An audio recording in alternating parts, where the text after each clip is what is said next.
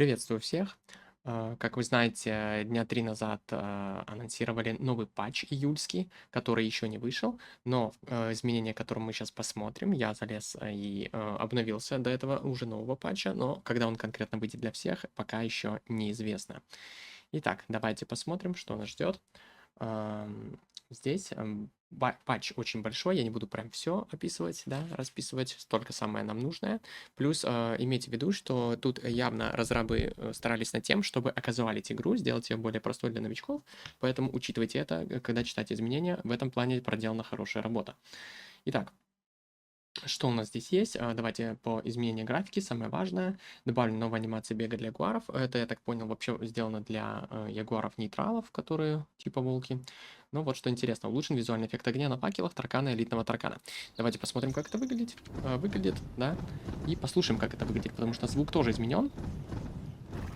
Старый добрый звук, да, как из компании Attila Gun. По-моему, довольно забавно все это выглядит. Окей, двигаемся дальше.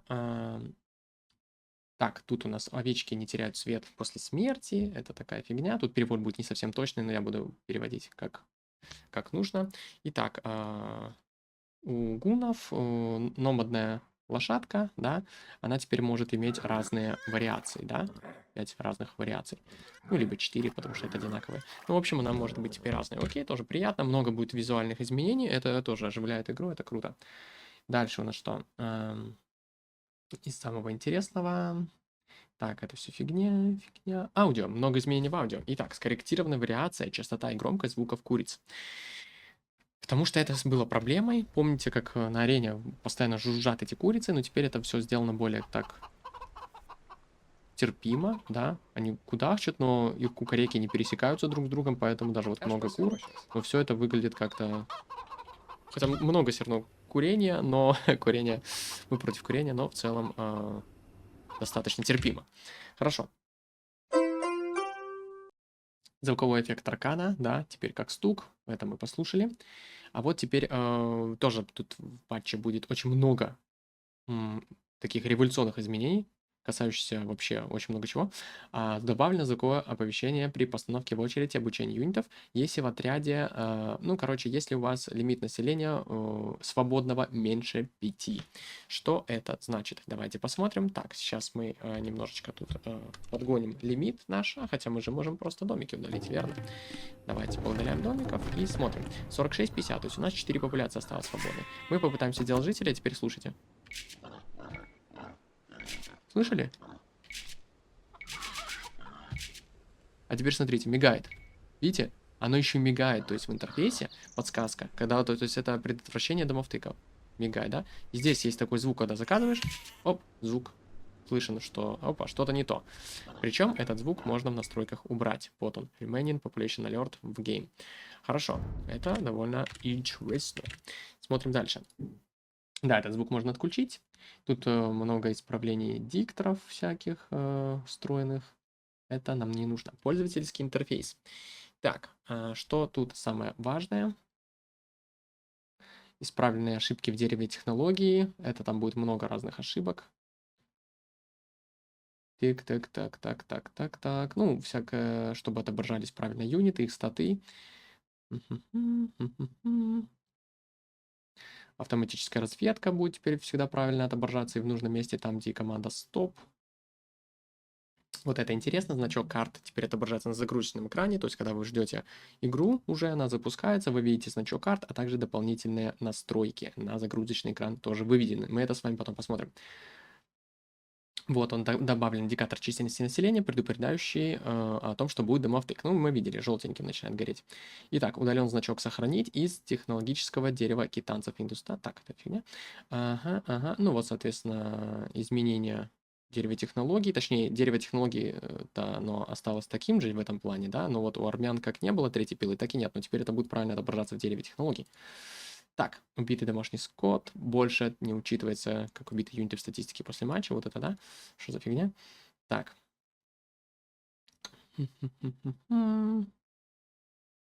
Дальтонизм это интересно. Ну, в общем-то, тут всякая фигня, горячие клавиши, тут тоже ничего принципиального. Вот интересный момент. Зрители больше не смогут видеть цивилизации, выбранные цивилизации до начала матча, если включена настройка скрыть цивилизации. То есть их не будут видеть не только игроки, но и даже зрители, чтобы нельзя было стрим-снайперить и передавать цивилизацию заранее. Хорошо, также добавлена игровая опция, позволяющая скрыть полное лобби из браузера лобби. Ага, это чтобы люди не залетали в лобби, видимо, когда уже слотов нету, либо, ну, что-то такое. Скрыть лобби теперь можно. Хорошо. Ну и погнали читать огромные изменения геймплея. И здесь они очень тоже революционные. Улучшено поведение системы помощи, ну, ассистент при размещении ферм, что позволяет размещать фермы без задержек в многопользовательских играх. И сразу, теперь это все работает корректно, если наводить курсор на все здания, где можно размещать еду, и пастбища и фермы. То есть вообще, в принципе, о чем речь, да, автофермы. Автофермы это у нас что? Мы берем и наводим на ратушу и можем делать автофермы. Вот так быстро, видите, делается быстро, над мельницей тоже быстро, но и над фермой можно, смотрите, и даже над пастбищами, над пастбищами. Вот так вот удобно все это делается, и все это делается довольно быстро, и рабочая схема. Дальше, что еще супер прикольно добавили, графика фундамента зданий теперь полупрозрачна до начала строительства. Хорошо. Так, сейчас кое-что проверим. Хорошо, все идет. Графика фундамента здания теперь полупрозрачна до начала строительства. Так, тут кое-что может работать неправильно, если у вас куча модов разных, потому что это пока моды, они под это не адаптированы. Поэтому я тут повырубал моды, но должно все работать правильно. То есть о чем речь? Раньше мы ставили здание, да, и смотрите, видите, оно полупрозрачное, пока вы не начали строить. Для чего это сделано? Ну, чтобы игроки точно понимали, когда это здание видят, когда нет. Потому что некоторые не понимают, что, вдруг, типа, это уже враг может видеть. Нет, он не видит, пока оно полупрозрачно. Как только вы его начали делать, теперь он его видит. Понятно. Строящие здания теперь могут размещать точки сбора. А вот это просто реально вещь, тема, то, что я давно ждал. То есть даже вот недостроенный барак, даже я его, вот он даже полупрозрачный, да, я могу выбрать и подсказать. Точка сбора будет сюда. Либо вот так она будет идти. Либо она будет по миникарте вот так идти. Либо просто куда-то, да, тыкнула и все. Вот она есть. То же самое. Максимально стандартная тема. Какая? Ставим ратушу. И заранее, я говорю, на золото все будут выходить. Заранее можно делать. Все, что можно сделать заранее, это огромный плюс. Животные, на которых можно охотиться, теперь быстрее эвакуируются из зданий, из фундаментов зданий, строительство которых вот-вот начнется. Тоже полезная вещь. То есть, да, просто берем жителя одного.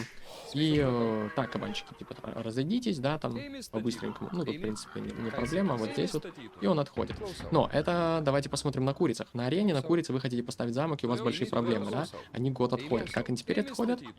Чик-чик-чик, быстренько разбежались, отошли. Отлично.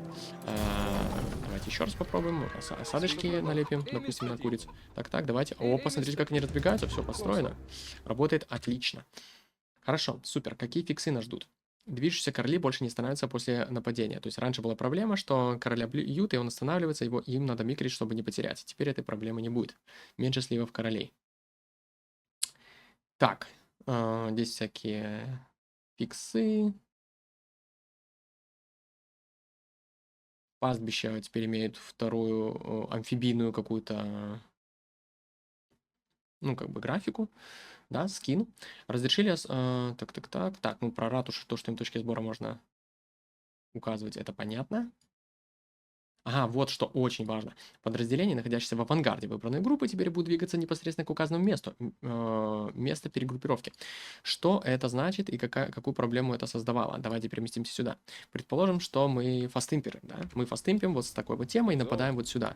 Но здесь выбегает куча коней, и мы хотим максимально быстро вернуться к своим монахам либо союзнику. Что мы делаем? Мы выделяем юнитов и отходим назад. Все прекрасно работает. Трибушет едет сюда, когда ниры догоняют. Как работало это раньше? То есть мы брали, и трибушет, он катился назад, перегруппировывался, соответственно, к коням ехал, и вот так вот ехал, конец группы. Или, допустим, так, теперь мы едем сюда. Раньше, опять же, трибушет, он бы там вот так ехал. А теперь все четко. Сюда, сюда, сюда, сюда. Как и должно работать. Отлично. Супер. Исправлена ошибка, из-за которой житель деревни было трудно выполнять приказы гарнизона. Так, ну тут будет много таких приколов. Вот, ошибка, за которой жители деревни легко отталкивались от овец. Тоже был такой тупой баг, когда ты посылаешь овцу в одном направлении, крестьянку в другом, и здесь они нормально разминулись, да, допустим, но может случиться не так, то, что крестьянка начнет тупить, и ее овца будет вытеснять, и это надо размикрить. Тоже была проблема, вроде пофиксили. Так, через узкие проходы будет лучше юниты проходить, не застревать в деревьях, все прочее. Shift-клик можно увереннее использовать, он работает лучше и для юнит, и для крестьян, и для других военных юнитов, по идее. Точки сбора, которые можно было выдавать по миникарте вот так вот шифтом, тоже теперь должны работать. Так, тут еще всякое разное непонятное, что должно и так было работать четко. Так, забагованные крестьяне должны сами разбираться. Также, наконец-то можно теперь нормально красть вражеские фермы, да, то есть предположим, что это вражеская ферма, просто бот сразу их удаляет. Вы просто берете, нажимаете на вражескую ферму и захватываете ее. Как это было и раньше, теперь снова это можно и спокойно забирать фермы, никаких запар с этим нету. Так, хорошо. Короли снова могут нормально убегать, когда их нападают, то есть та же тема. Мгм. Так, ну тут всякие новые вещи. Ну, что пастбище, только два крестьянина могло работать. Ага, вот это. Конные трибушеты кидания теперь корректно получают командные бонусы, которые влияют на верблюдов. Ну, для меня вспоминается гурджарский командный бонус, когда верблюды быстрее делаются. Ну, и так как это тоже верблюд, типа, то они тоже будут делаться быстрее в команде с гурджарами, например. Ну, потому что это верблюд. Так, хорошо, тут какие-то читы, тут какие-то мулкарты. Компании мы обходим стороной и доходим до изменения баланса. Патч очень большой, поэтому давайте все успеем сказать. Скорость полета стрел городского центра увеличена с 7 до 8. То есть скорость стрел увеличена, также размер стрел самих тоже увеличен. То есть от них будет тяжелее увернуться. Помните, как легко топы уворачиваются от стрел, да? Теперь это не так просто сделать. Посадим сюда жителей и постреляем в эту стеночку. Так, берем всех лишних, постреляем в стеночку и смотрите, что действительно стреляет довольно быстро теперь стрела, и реально тяжелее будет увернуться теми же скаутами, другими юнитами. Короче, рад, что становится более жесткой. Так, это у нас каменные ворота. Каменные ворота теперь у нас имеют больше... Кстати, тоже, видите, заметно все, когда настроено, не настроено, да, тоже. То есть это еще не надстроенное, это уже надстроенное, да, ну, точнее, это за счет щита. Ну, короче, тут теперь броня 7 у нас. Отлично, немножко лучше становится. Максимальная броня ближнего боя таранов увеличена для вторых таранов и для осадных третьих таранов. То есть, где наши таранчики? Давайте посмотрим. То есть, по умолчанию здесь у нас было у всех таранов в ближнем бою броня -3. Что это значило? Что любой юнит, у которого есть, ну, допустим, у скаута урон 5, но еще будет +3. Потому что тут -3 броня. То есть у него он будет носить 5 +3, потому что он ближнего боя. Но теперь здесь это сделано уже -2, а здесь -1. Поэтому тараны теперь более сильные против ближнего боя. Вот это то, что нравится лично мне максимально, потому что они действительно бафнули осадную вышку через стоимость. Стоила она 360 ресурсов, как видите, а теперь на 100 дерева меньше и на 40 золота меньше. То есть очень дешево, можно обузить. Мне кажется, они даже переборщили, но как бы мне же лучше и всем, кто это использует. Стоимость крана, так, стоимость Trade Mill Crane, то есть крана, подъемного крана, с помощью которого быстрее ставятся все здания. Раньше, смотрите, как дорого стоило, 500 ресов, из них 300 еды, то есть вы жертвуете импами или еще чем-то. Сейчас она стоит 200 дерева и 50 камней. Это совсем тема. Очень, кстати, недооцененная технология. И учитывая, что она теперь дешевле и на 30 секунд быстрее прокачивается, очень-очень-очень чаще ее надо использовать. Сопротивление при образовании тягового трибушета увеличено с 0 до 3. Это, помните, такие вот тракшенные трибушеты, да? Их проблема в том, что обычный трибушет конвертится сблизи, а этот трибушет, как и пушка, его можно конвертить сдалека, да? И раньше он конвертится легко, а теперь давайте попробуем. Сейчас он будет конвертиться немножко дольше. На 3 секунды, видимо, может мимо, да? Но можно еще раз стрелять. Он стреляет еще раз, 4 монах конверт, он убивает одного, и теперь он умирает. То есть, в принципе, он конвертится дольше. Это небольшой баф таких трибушетов. Дальше что? Стоимость улучшения тяжелой ракетной тележки теперь на 150 золота меньше, ближе к стоимости к анагру, да, окей. Время производства скирмов. Наконец-то занерфлены скирмы. То есть обычно в эпохе у нас все юниты, они, начиная с замковой эпохи, строятся быстрее. Да, а на скирмов это не действовало. Они делались 22 секунды и те, и те. Но теперь, наконец-то, тоже сделано для обычных скирмов 26 секунд в феодальной эпохе. Всего лишь на 4 секунды больше, но в одно стрельбище на мастик будет тяжелее. Мне кажется, это шаг в правильном направлении, но недостаточно, возможно. То есть они делаются на 4 секунды дольше, но элитных это не касается. Элитные скирмы также делаются 22 секунды. Ну окей. Дальше смотрите, интересно. Пики алибарды теперь наносят меньше урона мамилюкам. Вот такой вот прикол, и как будто бы это баф мамилюков, да, но на самом деле это баф мобилюков, но потом вы поймете, почему их немножко нерфанут. Вот так решили разрабы почему-то сделать. А вот теперь тоже супер важное изменение, которое затронет всех. Еда от животных, убитых военными или зданиями, больше не портится. И теперь может быть собрана жителями деревни. Задумайтесь, да? То есть в чем раньше была прикол, да? Как раньше работала механика? Вы можете добывать еду из животных только если вы добили, именно добили последним выстрелом, последним там Кайся, кися. ударом, именно жителям обычным, да, овечку, кабана, именно последним. Но если это сделал военный юнит, либо здание, ратуша, например, да, то тогда еда максимально сразу теряется, в ноль превращается. То есть раньше что происходило? Так, хватит стрелять. Старайтесь, хватит стрелять. Раньше как это было? Посерешься. Я пришел, хочу заломить курицу, я убиваю курицу, и еда пропадает. Но теперь она не пропадает. Вы можете ее, точнее, она пропадает с обычным гниением, вы можете ее добывать. То есть менты, они не могут залемить вас, они могут только начать гниение, да? То есть олени начнут гнить, либо курицы, если их убьют, но не полностью пропадут. То есть в этом плане отлично. Также смотрим, как теперь можно убивать кабана. Просто раз, два, три, и мы добываем кабана. Да? То есть вот такая фишка. Я считаю, это на самом деле, немного подумав, я считаю, что это шаг в правильном направлении, оказуаливание, но наконец-то не так много игроков будет тупить с этим и будет спокойно с этим разбираться. Также, например, бежит хероскаут, убивать вас всех овец под ТЦ, либо леймить, забирать их, заставлять вашу же ратушу расстреливать ваших же овец, их можно будет сожрать потом. Короче, это антилейм штука, я думаю, это... Самое главное, что больше игроков станут играть в эпоху из-за этого, потому что все равно на про-левеле можно другие скиллы какие-то показывать, что супер неплохо. Так, куда это мы прыгнули? Куда это мы прыгнули? Поэтому, в принципе, здесь я в это все вписал, да, по идее, все варианты. Хорошо, давайте дальше. Угу. Исправная ошибка, из-за которой вторичные снаряды Манган Онлайн не наносили урона при использовании наземной атаки. Ну да, это был какой-то небольшой баг, теперь будет весь урон наноситься. Погнали по нациям теперь. Гусицкая повозка чехов наносит, точнее, их вторичные снаряды, не основной снаряд, а вторичный, немножко меньше урона наносит. Хорошо. Крепость болгар, в ней теперь можно исследовать элитного конника. То есть раньше там можно было делать только конников, да, и ничего больше, никаких трибушетов, технологий, петард, ничего. Но сейчас там можно и производить конников, и элитных конников. Очень нравится это изменение. Бургунцы их Flemish Militia, на самом деле, то есть которые можно делать из бараков, да, и через революцию. Вот эти вот чувачки. Теперь они стоят на 5 золота меньше. И супер дешево, дешевле пики, дешевле скирма. То есть по суммарной стоимости 55 ресурсов, да, стоит золото, но все же. Они дешевле. Ну, на стоимость революции, по идее, это не влияет, но сами по себе они из барака дешевле. Но они в феодале доступны из барака у бургунцев. Также самое главное, что они теперь не являются классом копейщиков. Это значит, что они теперь не получают больше бонусного урона от всех стрел. То есть теперь ими можно реально гонять, они дешевые, быстро делаются, и от стрел не так сильно наконец-то умирать.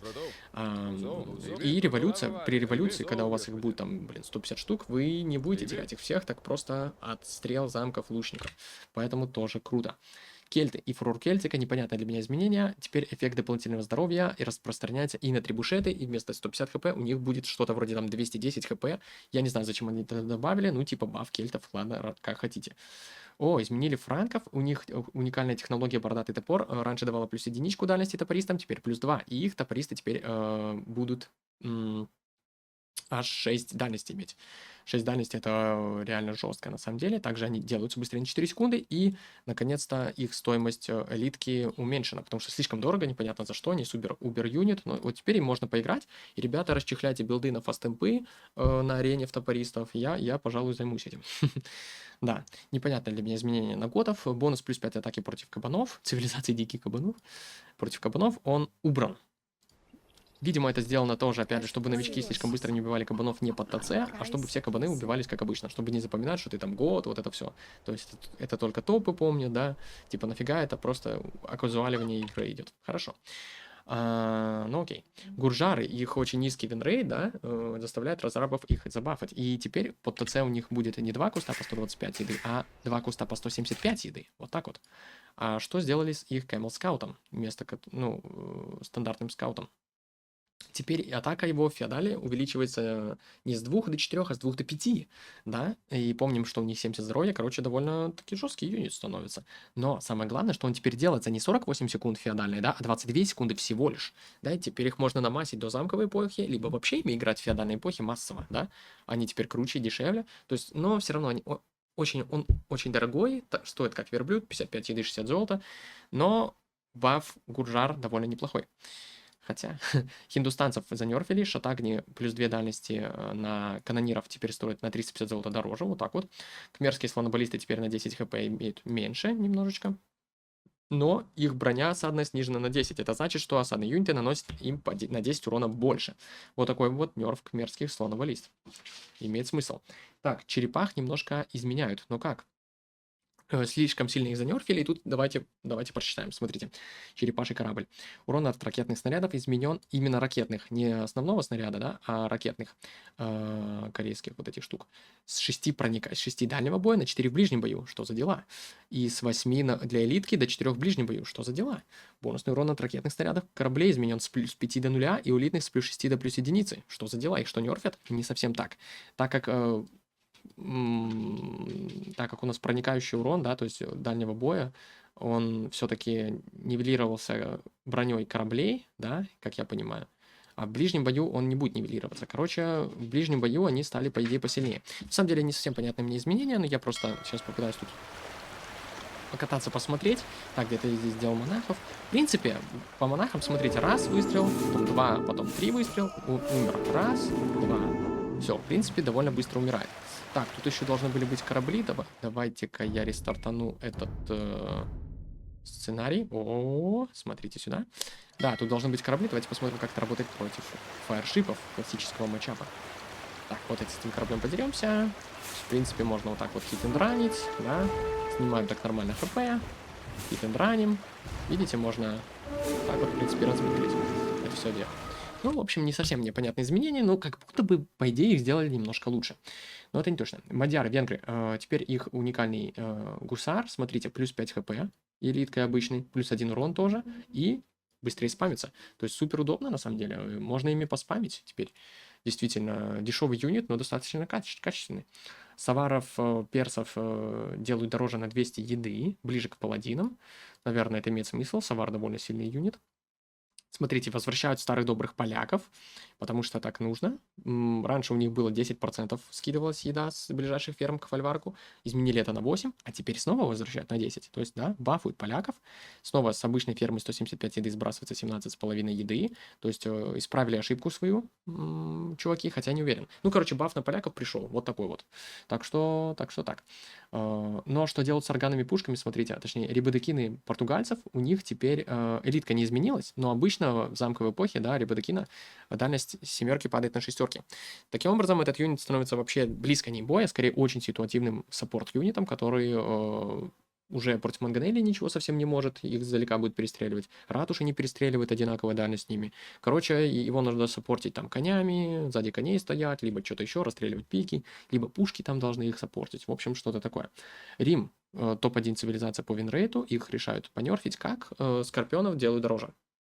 Стоили они, 30 золота, будут стоить 37-38 золота. Я думаю, это четкий нерф. На самом деле, все равно это супер дешевые скорпионы, подумайте, да. И Рим слишком силен, действительно, я согласен. Итак, смотрите, обычных мамилюков здесь не трогали, но элитку тронули. Было 90 здоровья, стало 80 здоровья. Ну, учитывая бонус их на верблюдов, там становится 100 и седлом 120. Короче, было 133 здоровья у элитного мамилюка, стало 120 здоровья. Но помним про то, что от пика не меньше умирают. Вот такое изменение на мамилюков почему-то решили ввести разрабы. Что у нас тут? Шу.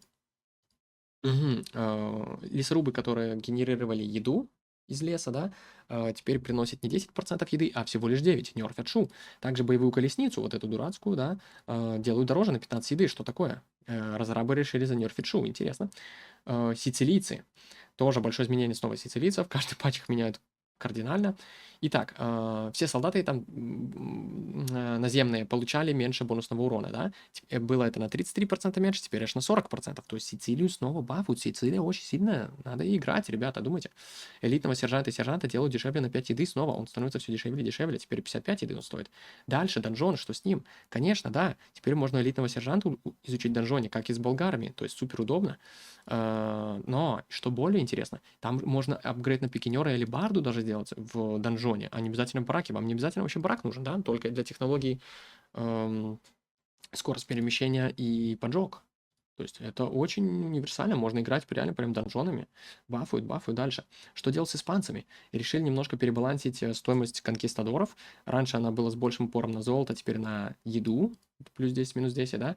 Соответственно, для чего это сделано? Чтобы раньше можно было просто в ранней замковой эпохе обузить золото, рынок, да, и покупать еду, и делать конков. Теперь это будет дороже делать. И по еде тяжелее делать, и значит в ранней стадии тяжелее делать, но в поздней стадии легче. В поздней стадии еда слишком дешевый ресурс, а золото не так уже легко добыть. То есть 70 золота раньше было в постимпах, теперь 60 золота. Намасить конков будет легче в постимпах. Вэй. Раньше Вэй получал плюс креста за каждую технологию только из экономических обычных зданий. Теперь за каждую экономическую, за каждую, за исследование... Так, извините, получить обнажительно... Да, любая экономическая технология, в том числе тачка, вторая тачка и, насколько я понимаю, из рынка и еще гильдии. Если изучаешь, тоже плюс крест. Короче, прикольно. За каждую тачку еще плюс крест. То есть прям Вэй немножко бафуют еще и уже, наверное, неплохо. У решили занерфить наконец-то. Теперь при постройке дока военных зданий вы получаете не 65 еды, а 55. Отлично. Слишком сильно это было. Мечников Дянь изменяют, которые с бараков доступны в замковой эпохе, да. Броня ближнего боя у них уменьшена на единичку, и еще броня ударной пехоты, то есть шоковая пехота, у них класс шоковой пехоты был, да, она у них тоже уменьшена на единичку. То есть теперь они от мечников еще будут больше страдать, от стандартных мечников. Дикие животные, дикая курица. Их ХП уменьшено с 5 на тройку. То есть что это значит? Что вы можете ваншотать курицу. Вот такое вот кардинальное изменение. Для чего оно сделано, меня, пожалуйста, не спрашивайте. Но теперь вы можете ваншотать курицу. Важно. Крокодил. Так, крокодил, ужасный волк и все прочее. Все остальное я вам показал. Давайте посмотрим. У нас есть специальный паладин. Давайте, что он может. Смотрим. Крокодил. Смотрите, у крокодила теперь есть чардж. Чарджевая какая-то атака. Давайте посмотрим. Сколько наш паладин бронированный получит урона? 4 урона он получает. По идее, он должен 5 урона там получать. Давайте сквозь этого крокодила пройдем. 4 урона он, короче, получает от крокодила. В общем, у крокодилов есть какие-то дополнительные статы. Да, но скорость у них меньше. Но снежный барс и ягуар, скорость у них, наоборот, больше. Давайте пробежимся через них. Быстрее ягуарчики у нас. Чик-чик-чик-чик-чик-чик-чик. Получили мы по щам и бежим дальше. Что дальше? Ужасный волк. Тут есть какие-то разные волки, их добавили, да, как бы картодела могут их использовать. Получают те же характеристики, что и серый волк, то есть обычный, но у них 50 хп, атака 4, скорость регена даже есть. Вот это, по-моему, вот этот волк, 50 хп, да? Еще есть арктический волк добавили, Арабиан волк был, это обычный волк, а еще есть вот такой какой-то, видите, светящийся волк. Короче, гнилой какой-то там, у него 20 хп всего лишь, бешеный волк. Атака 3, но он наносит длительный урон, понимаете? Bleeding damage. Bleeding damage, то есть, короче, он умирающий, но он нас будет сейчас хавать. Ну вот, 163, 162 хп, 161, понимаете, да? Как Ляо Дао, как Ляо Дао. Так, что у нас дальше там идет? Комодский дракон, тоже у него такой же урон тут есть, да? Хотя не такой же, чуть другой, скорость изменена. И медведи. У медведей тут чуть больше здоровья, а у белого медведя еще и атака на единичку больше. Хорошо, давайте посмотрим как-то. Так, эти не сагрились. Пусть. Ну и мы продолжаем терять хп, правильно? Что-то как-то нет. Ого, как он быстро, да? Медведей пособираем, в принципе, и можно сливаться, потому что дальше идет самое интересное. Самое интересное, вы увидите, что... То есть давайте пусть тут сливаемся. Самое интересное, это... сейчас мы немножко позже дойдем. Тут, смотрите, меняют еще хроники, да? DLC, который делали Capture Age, возможно, не будут дальше его допиливать, поэтому тут много не изменяют, я с этим не разбираюсь, как бы, но что-то они планируют. Также мы потом с вами посмотрим случайные карты, которые добавили, Акварена и прочее. Акварена это вообще. Посмотрим новые карты. Так, здесь это все, это не важно, это всего лишь фиксы идут. Посмотрим нашего паладина. Ну, почти всех он убил, но не сильно. Хорошо. Что дальше еще? Вот, смотрите, в дополнениях ввели, опять же, новые животных, ландшафты, устрицы, какие-то объекты. Но самое интересное, и вы поймете почему, мы это встретим в новых картах. Добавлен новый тип животных, на которых можно охотиться, который приносит 35 золотых. Да, сейчас я еще проверю тут. Который приносит 35 золотых. Золото. И может быть собран без потери ресурсов. То есть как хмер. То есть вы берете, жираете его, и золото получаете сразу. Это рыжая лиса и писец. Давайте посмотрим, что это за писец. Смотрите на это. Посмотрите на этих зверят. Вот их мы встретим в новых картах. Red Fox. 3 хп, 35 золота. И мы что, собираемся жрать? Как вы думаете, ребята, мы собираемся жрать или нет? Мы собираемся жрать. И мы добываем золото. Смотрите сюда. Золото генерируется, 35 золота. И они пищат, но жителей не остановить. Они автоматически идут атаковать дальше. Вот как это работает. Вот как это работает, золото генерируется. 35 золота мы встретим это в картах. Но что еще есть у нас? Добавили новые мелкие животные, на которых нельзя охотиться. Это абсолютно неправильный перевод. На них можно... Это, на самом деле, как курицы. Заяц и арктический заяц. То есть это животные, на которых можно охотиться, но их нельзя пушить. То есть курицы. Давайте посмотрим, вот они. Зайчики, арктические зайчики, такие зайчики. Такие зайчики. Вот, и можно на них охотиться, они как курицы идут. Также добавлена еще такая вот снежная лама, в отличие от обычной ламы. И, ну, и там вот такой волк, про которого тут и сказано. Ну, еще всякое другое добавлено. Искусственный интеллект немножко поменяли, но там особо ничего такого конкретного нету. И здесь, в принципе, на этом все. Тут также сказано про то, что, да, они знают про баг, где, короче, Rocket Card стрелять несколькими снарядами, но выпускать не все снаряды. Они это улучшили по сравнению с предыдущим патчем, но все еще может забаговываться при определенных условиях. Хорошо. По сути, все, что нам осталось рассказать, это про новые карты. Давайте я вам их покажу. Здесь, в принципе, у нас все. Ага, ну и, кстати, да, смотрите, во-первых, мы с вами посмотрим еще... Ага, вот здесь вот какую-то штуку поменяли, да, Civilization Set. Ну, просто Age of Empires 2 можно ставить. Погнали. Аква-арена. Что такое аква-арена? Давайте посмотрим. Во-первых, загрузочный экран, да, аква-арена. И здесь статы всякие. Вот такая вот кринж аква-арена. На самом деле очень интересно, если посмотреть. Есть обычные вышки, мало места, но ресурсы есть. Есть водные вышки, водные ворота, водные стены, рыба внутри, рыба снаружи, устрицы, которые могут жители добывать, и не только жители. Какие-то волки, какие-то непонятные тенты, острова, непонятно, на воде играть можно. Есть доки нейтральные, с которым можно торговать. То есть очень-очень необычная карта. Погнали дальше. Сардис. Ага, дальше карты я буду показывать через редактор карт вам. Так будет быстрее и удобнее. И давайте с Сардис начнем смотреть. Там некоторые карты какие-то странные. Ну вот они. Какая-то стена, которая вас отгораживает от центра. Да, тут ресурсы разные. Ну, как-то вам надо проникнуть туда через засадную вышку, возможно, дешевую, либо просто продолбать замком тараном. И здесь как бы развиваться. Непонятные здесь вещи абсолютно, куры. Что здесь происходит? Полный раздрай какой-то цивилизации.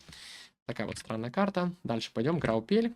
Граупель мы помним такую карту с турниров. Давайте посмотрим, что за она. Смотрите, что за она. То есть Nomad Start, на транспорте разъезжаемся, кто куда, и живем, добываем зайчиков, добиваем лисичек, да. В общем, удобно, что их ввели. Вот. Так много разнообразия стало в игре, посмотрите. Давайте потом пойдем дальше. Так, почему-то... давайте я сделаю перевод нормальный, чтобы я мог понять, что это за карта. Это Stranded. Stranded тоже турнирная карта. Вот она. Но здесь немножко не изменили. Теперь вы стартуете на маленьком острове с юртой, с транспортом. И, ну, в общем, все. Больше особо ничего тут такого не меняли. Куча оленей. Ну, в общем, захватывайте территорию. В центре лес. И играйте на воде. Дальше пойдем посмотрим Майрет. Также турнирная карта. Майрет у нас. По-моему... Ага, здесь есть тоже некоторые изменения. Так. По стандарту здесь все в центре. 5 кабанов, лошадка, чтобы блокировать кабанов, не блокировать кабанов. Но здесь снова есть лисички. Посмотрите, можно прийти, добывать лисичек, с них золото и делать вообще фасткасл на лисичках. Вот это что-то новенькое. Раньше был фасткасл на курицах, сейчас будет фасткасл на лисах. Дальше у нас Border Dispute идет. Что-то агрессивное. Border Dispute. 5 кабанов в центре. Ну да, помним эту карту. Курицы, 5 кабанов в центре. Вода, можно ее как бы захватывать, брандерами взрывать. Ну и дальше у нас тоже всякие зайчики и другие животные тут есть на холмах. Следующий у нас идет Chaos Pit. Посмотрите, что с Chaos Pit интересно сделали.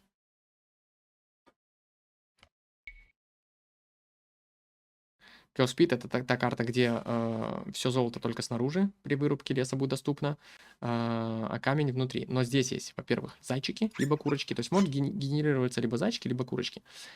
И в центре есть 2 релика, ну и лисы тоже. То есть тут тоже можно все-таки золото добыть. 70 золота в 2 лисах. Здорово, да? Марк Вуд карта. Так, давайте посмотрим, что за оно. Ой, Марк Вуд. Совсем не понимаю, что за Марк Вуд. Марк.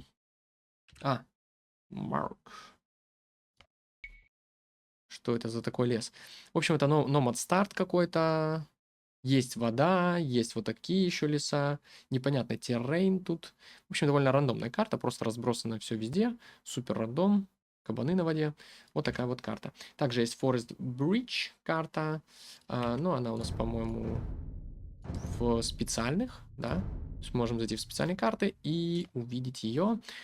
Вот она, соответственно, здесь 4, на 8 игроков специальная карта, 4 игрока будут заперты в лесу, а 4 будут воевать в центре, то есть жесткая карта. В принципе, плюс-минус на этом все. Ну, самое интересное, как бы я описал, да, то есть животные теперь не умирают полностью, в них остается еда, если вы их убили, ратуши, если вам их залеймили. То есть точки сбора можно выставлять, домовтыки теперь мы будем видеть, вместо куриц зайцы, лисы появляются. Очень много чего интересного, много полезного. Не сразу вы запомните все эти изменения в патче. Ну, если понравился такой обзор, поставьте лайк и до новых встреч.